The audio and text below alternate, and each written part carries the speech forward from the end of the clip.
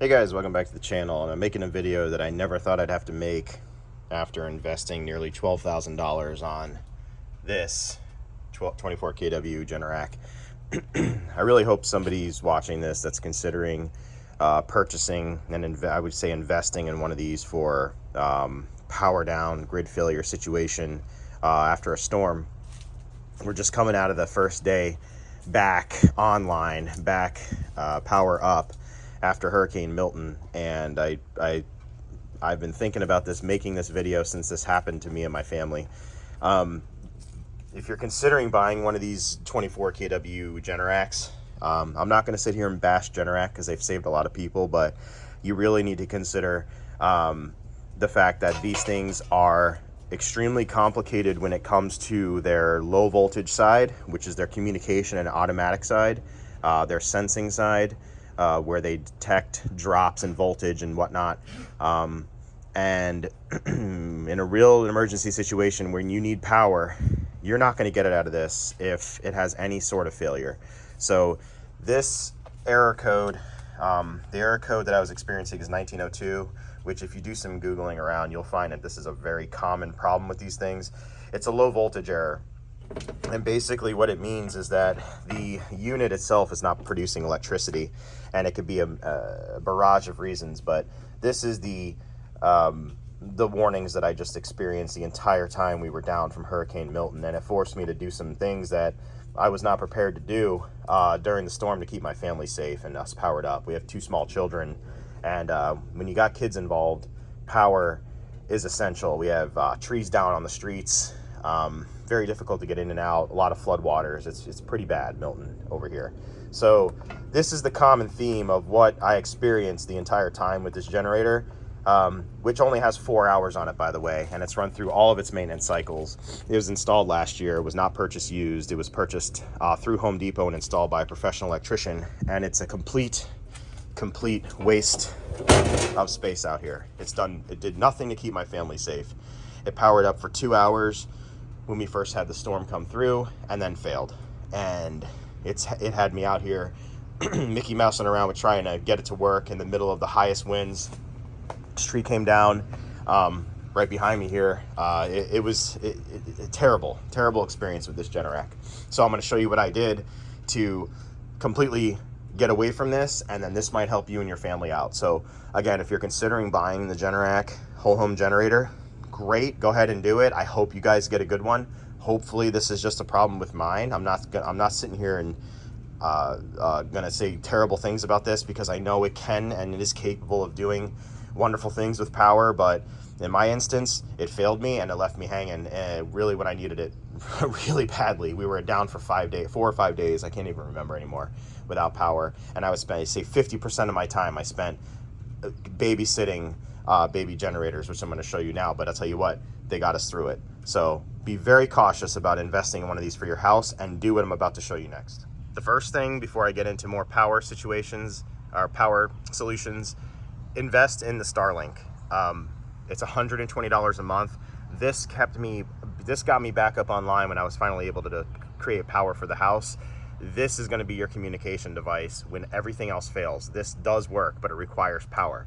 Invest in this because it got us through everything with regard to data and communication with family members when hell, half of the lines in my neighborhood were down. This is what got us through. So invest in the Starlink and get the one that does the automatic tip and pitch setup. It's absolutely the most valuable thing you can get when you need to actually communicate. So when the Generac left me stranded with no power, I spent the entire day trying to troubleshoot it, looking inside of my transfer switches here. I have a dual transfer switch set up running into a 400 amp panel, all professionally installed by an electrician. I even looked at the sensing wires. This is the junction unit where the sensing wires go out to the Generac. We used an ohm meter. Everything tests fine on this side according to the bulletins that Generac has up for their service side. And then I had a licensed electrician, who's my neighbor, come over and take a look at this as well. So we determined that the Generac's actual stator or rotor is just not producing enough power. It's not exciting itself. So a complete waste of money, in my opinion, because all of this does not matter if that unit out there, which is supposed to be reliable, can't generate power. So it left us to go back to old school. So my neighbor lent me this generator from 2001. It's a 6800 peak watt, I believe, rig, 8125 starting watt. This little magical creation here got my family through 3 of the hardest nights with no air conditioning, no power, no water. I have a well, no means to get any water out of the well. This got us through. But the question is, how do you give power from this into the house to be able to do the things you need to do, like run your refrigerator, run your well pump, do all that stuff when you already had all this stuff installed and you have no means of plugging this in? So what we had to do was create a cable. Now, I'm going to disclaimer this video. I'm not going to show the connection to the panel. This is going to be something that you guys have to do some Googling on. I cannot take that responsibility on my hands. This is something that should only be done by a licensed electrician who was my neighbor. And this is only in an emergency situation. So I will preface that right now. But we created 2 cords. We created one cord for this 30 amp generator, and then we created a final cord for the 50 amp that I was able to source off of Facebook Marketplace, which got us through the last night. And I'll explain my woes with this as well. This is going to be a long video, but I guarantee this will help somebody in the next disaster. We rigged up a battery starter just in case my wife had to come out here and start, a remote starter, which is a push button to trigger the solenoid to start the generator, all of this stuff, but you need the cord. So luckily my electric panel is in the garage. We took the cover off of the panel and we have this cable, which is using 6-gauge wire. I'm going to use the 50 amp as the example in this.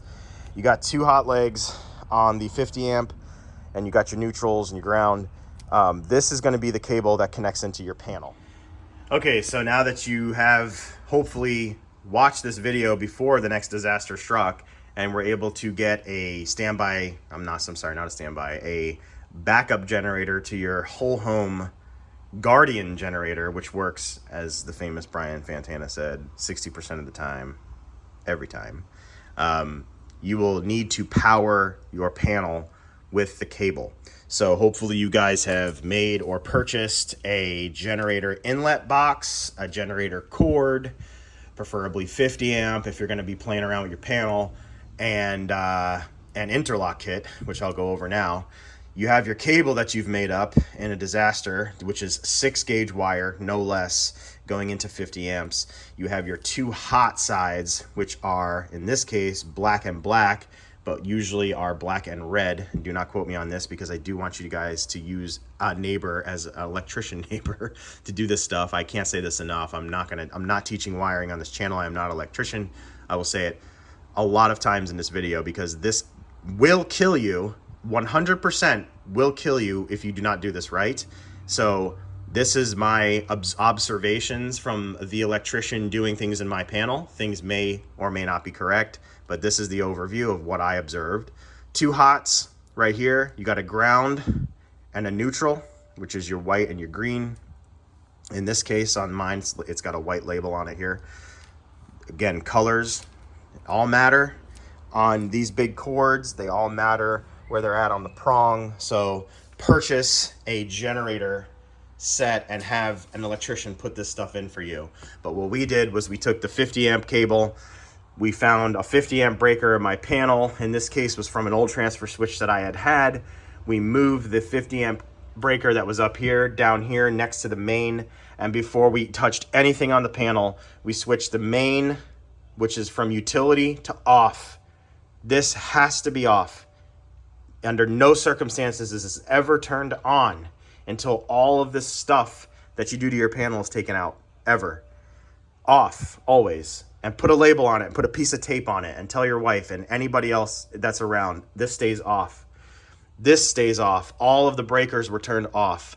We took the panel apart, we put the 2 hot legs on the 50, hooked up the ground on the bus bar, hooked up the neutral on the bus bar, put the panel back on, made it all pretty, put big red tape on here to show that that was off and to never touch it. Then we came over and I was able to get the generator and the cable plugged into the generator. I'm going to jump in here right now in between me talking and put something else in here. When and it will happen, when the main power comes back on, you're going to have this cord that you've put in here that I'm explaining in your panel. And hopefully you won't. Hopefully you've had an electrician come in and put your interlock in and your cord. But if you don't, this is absolutely critical. When the main power comes back on, everyone's going to be excited. Great, the power's on. Look, the street lights, blah, blah, blah. Your neighbor's going to text you. Hey, it's on. Good. Put it all away for a second and think about this. When the main comes back on, this still stays off. Off, off, off, off. The tape is on in front of it. It never gets turned back on until that cable that I'm talking about in this video is off of this panel. So when that main comes back on, the wires that are coming in from the service side, from your utility line, they're the big, fat, thick, chunky wires that you've seen in the panel. Those are going to be hot. You never touch them. You don't go near them. You're careful. You do not ever look at them. And you call in a licensed electrician to do this for you, okay? Those are hot. This is off, which means the flow from the panel stops here, which means that this is not hot yet. This breaker stays off. You go to your generator out here. Your power's back on, your mains are on, great. You go to your generator, this is all off. This is off. You unplug this. You get it far enough away and you tell anybody to not start this up until this work is performed. I'm serious, take this seriously. You come back over here, your generator breaker is off, your main breaker is off. You take your wire out, you disconnect it, you pull it out of the way, you take your neutrals and your grounds, you take those out and you get rid of them, you put them away. You put your panel back on, you make sure that everything is good, no wires are touching the metal panel, all of that, okay? Good. This generator breaker always stays off, and this is why you want an interlock. Always stays off. Now it would be safe once all of that is off, and I want you to consult an electrician with this as well from this video, because I do not want anybody getting hurt from this video, but this is absolutely would have gotten me through this disaster had I seen this. Everything is disconnected, everything is off, then you turn your main on. Then your family can enjoy the fact that the power is back on, and only then.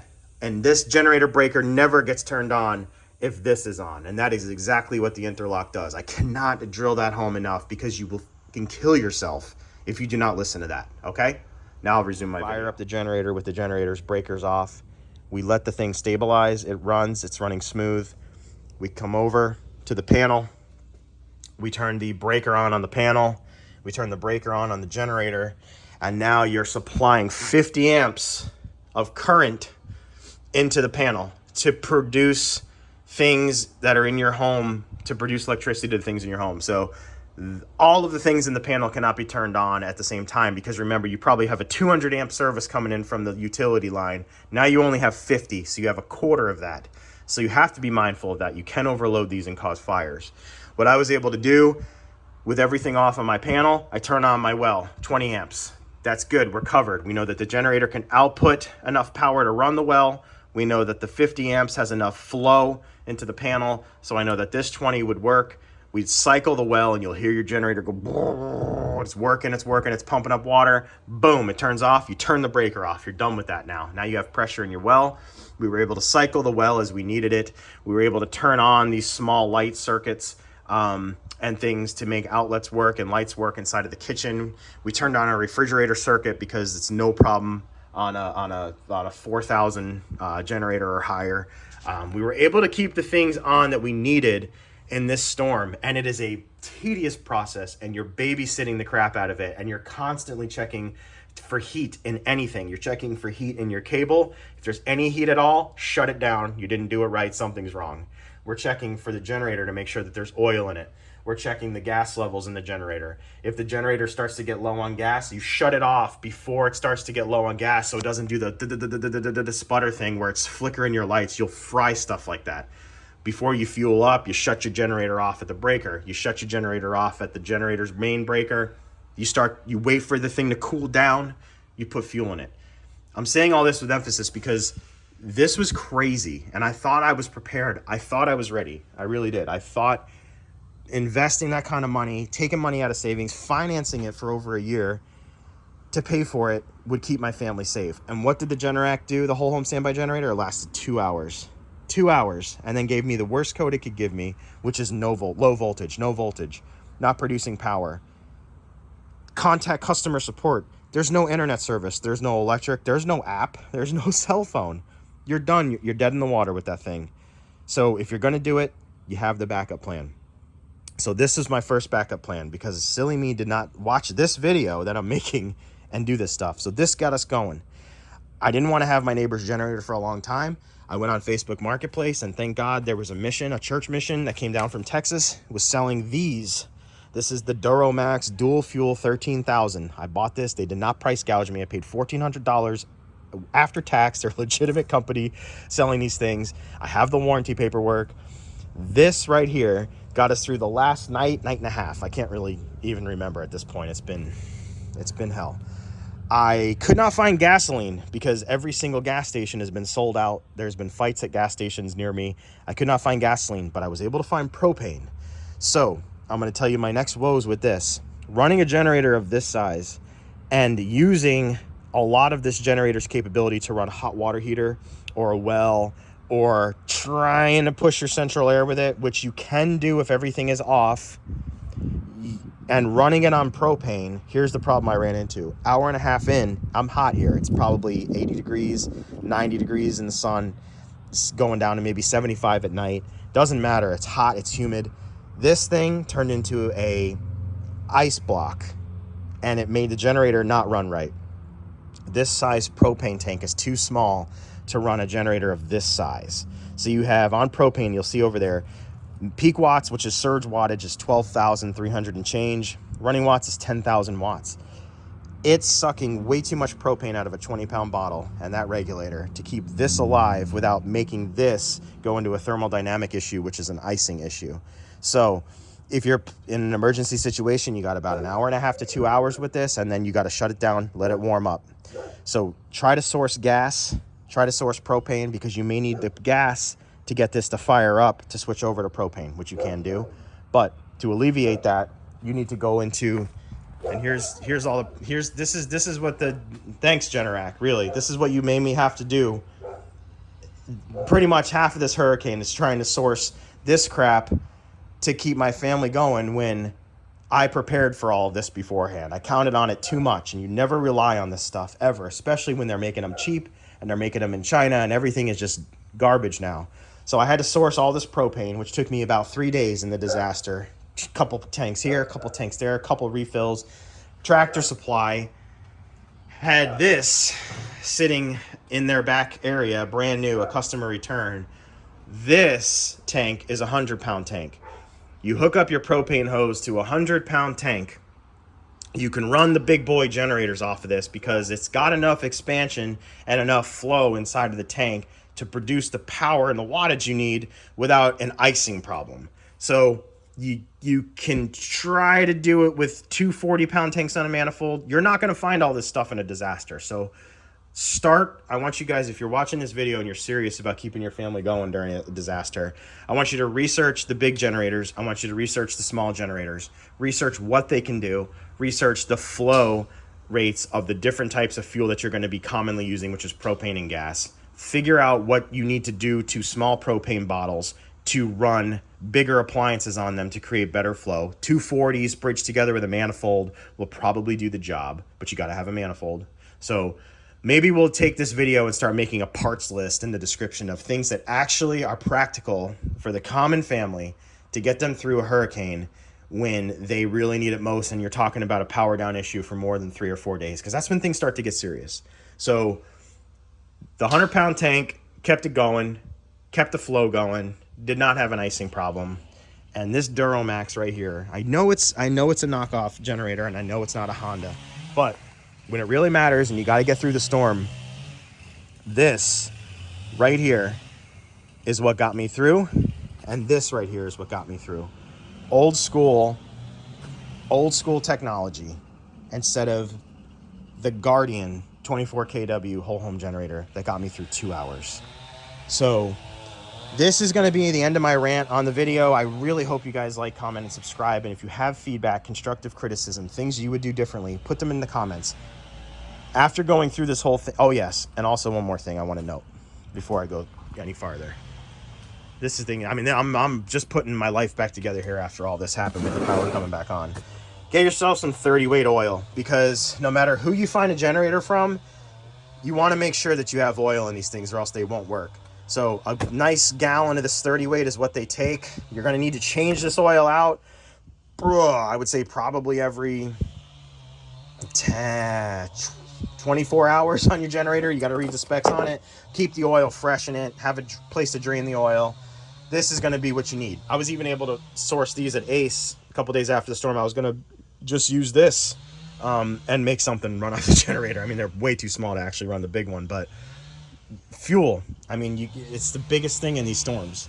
So I'm going to stop my rant here. I'm going to just I'm just wanting to share my Hurricane Milton experience and my frustrations with the whole home Generac 24 kW. It let me down when it really mattered, and I really thought we were covered. And I got complacent with being prepared and doing the things that needed to be done for my family. The biggest punch in the face is when your kids are upset, they're hot, the refrigerator's food's going bad, and you go out there and you could start the Generac and it runs and it doesn't produce a damn volt to do anything with. And then I'm running around town all over the place trying to find propane, and I know I got 200 gallons in the ground right here that I can't use. So, you know, to say that I'm frustrated is probably an understatement. I'm livid about this.